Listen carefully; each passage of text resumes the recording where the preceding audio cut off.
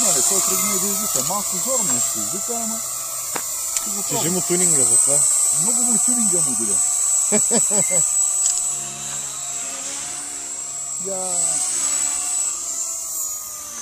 Как прифърля на камера този телефон? Ако говорим за лупинг правим тук-там, обаче нещо няма вътък нагоре да извика нагоре. Защо така?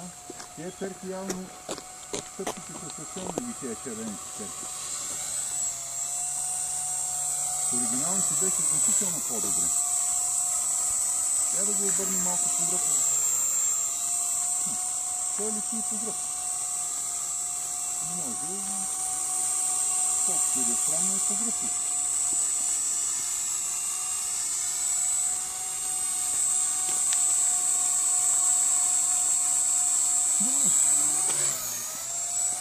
Да пробваме някой друг момент.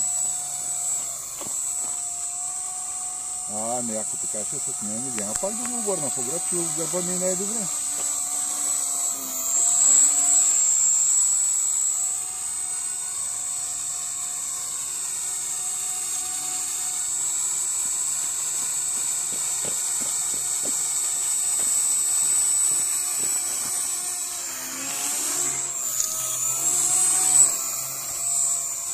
Така, значи то прави то номер по-добре от това нормално.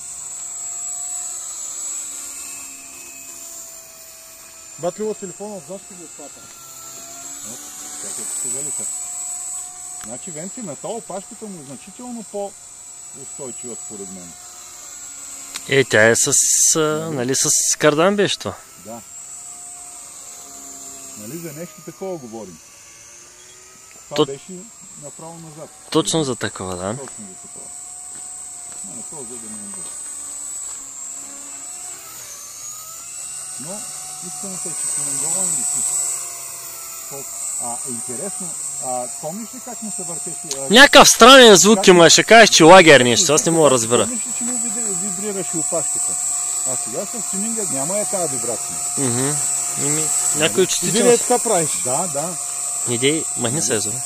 Да не разсиваш. Тази вибрация направо изчезна. Мен това ми беше една от целите на този тюнинг, защото микрохели тюнинга е много добър за опашката.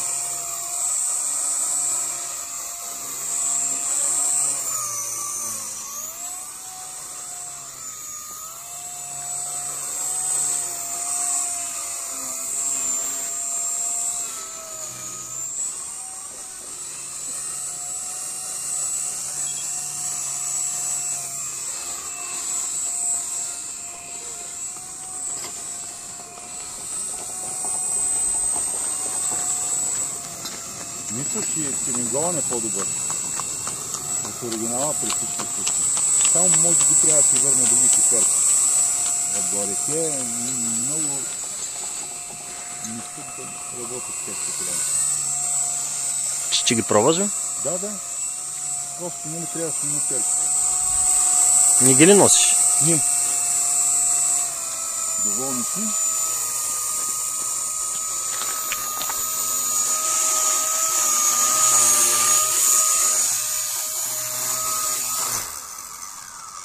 Малкият звяр.